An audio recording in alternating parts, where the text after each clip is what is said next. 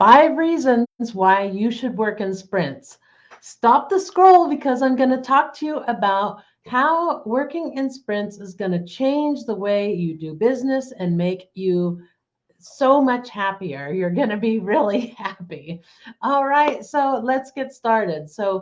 Um, Working in sprints has become a kind of the go-to thing strategy that coaches are starting to use to help keep their people out of overwhelm, right? Because coaches make assignments, they assign stuff to people, and they find that their clients start getting overwhelmed with all the things that they already had going and then trying to do the coaching assignments as well. And so I've noticed that many coaches are starting to use sprints to delegate the work and manage the work that their clients are working on. So here's 5 more reasons why you should use sprints other than just because it gets you out of overwhelm, right? That's the key. If you can stay out of overwhelm, there's a lot to do as a business owner. So if you can stay out of overwhelm, that is really critical and key for your success. Okay. So thinking about that, let's just talk about the other 5 reasons that I have why you might want to work in sprints. Okay. So the first one is it keeps you focused. It keeps you really focused on what is in your sprint, only the work that's in your sprint right now, and all the rest of the stuff that we have on our plates, we call it the backlog. All of that is out of sight, out of mind. So it helps keep you from getting overwhelmed by the stuff that you're not working on right now or having it nagging at you and stressing you out, right? And so that's the number one. It keeps you focused on your what you're working on now and not getting overwhelmed by the backlog. The second one is you only have to plan one time for a sprint. So at the Scrum Shop, we use 2-week sprints, and all of our clients use 2-week sprints, and that really helps them to not worry so much about all the other things that are going on, to plan only one time, right? You only plan once and then you implement the rest of the time. So you're doing more time working and less time planning and figuring out what you're going to do. And then the third one is that you only have to have one due date, right? The end of your sprint. So it helps you mix and match based on the time that you have available, and the quality of that time. So if you, for example, don't really have time to work on your project, let's say, until like the end of the week, maybe the first few days of the week are harder for you, you have a lot more going on. Maybe you're creating content, you're doing those kinds of things. And then Thursday is your project day. You don't have, when you're planning your sprints, you don't create deadlines within your sprints necessarily. Those are everything is due by the end of the sprint, and then you have that stuff done for afterwards. So you're not blah blah blah. I'm like tongue tied, but you get what I mean. You get what I mean. So um, you don't have to have deadlines within the sprint. All you're focused on is getting everything done before the end of the sprint. And if you have 2 weeks, you can see how much freedom that gives you.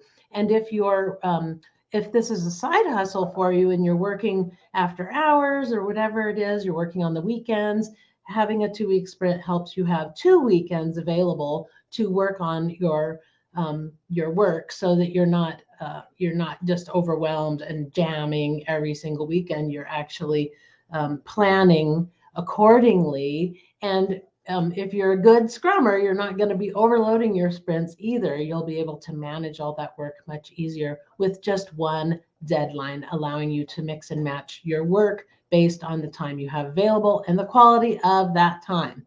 Okay, and the fourth one is that I am seeing more and more that marketing agencies are using Scrum, and it's kind of a big thing in the big marketing agencies, but I'm seeing it also in smaller marketing agencies that they're using Scrum or sprints, that kind of project management to be more agile with their clients, to help manage the overwhelm and to help keep everybody on the same page of what they're working on in a given period of time. And so that is a really helpful thing, because if you ever decide to hire an agency, if you ever want to work with them, you'll already be ahead of the game, right? Because you already know how to work in sprints. You already understand what a sprint is. You'll already understand the whole process of how, you can hold people accountable in that sprint, and you would be able to hold your marketing agency or your team or whoever accountable using that. And then the last one is that you can teach your clients to use sprints as well. So that will keep them out of overwhelm. So once you have it down and you know how to work in sprints, you can actually plan your program in sprints. So they can just look at, here's the work you need to get done in the first sprint. Here's the work you need to get done in the second and the third and the fourth, however long they're working with you, right? And then when you do that, you're setting up a time frame. So they could take just 1 week to do that sprint, or they could take 2 weeks or 3 weeks, depending on what the workload is and how far advanced they are. Like how much are they coming to the table with, right? Because depending on what you're doing, they may already have some work coming to the table that's already done, and so they can work through a sprint faster. But you can see how having everything, all your coaching content in sprint format will help ease the overwhelm for them, keep them out of that so that they can just focus on the work that you're expecting them to do in the first sprint, second sprint, third sprint, instead of just having a big library of tons of resources and they don't know which ones to use at what time or anything like that. It gives them more of a timetable, if you will. So think about that as you're working with your clients, that working in sprints is really a fabulous way for you to manage the overwhelm, for you to stay focused on what you're supposed to be working on now and not get overwhelmed or distracted by the backlog and all the other things that you're doing. It will help you to plan better with only one due date. You only have to plan once with one due date, and you can mix and match all the work that you need to do based on your mood, on the time you have available, and the quality of that time. Also, you can learn to hold your team accountable, and you can teach your clients how to use sprints as well so they can stay out of overwhelm. It's a great strategy for you to try, because I'm seeing it more and more with coaches. They're starting to use the sprint framework and Scrum framework to help their clients stay out of overwhelm.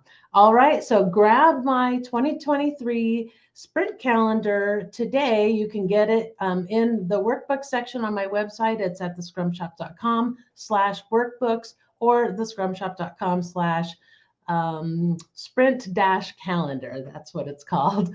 Okay, everybody, I hope that helps you. And please let me know if you have trouble finding that resource for you, the 2023 sprint calendar. It came out on the 1st and it is available for you now.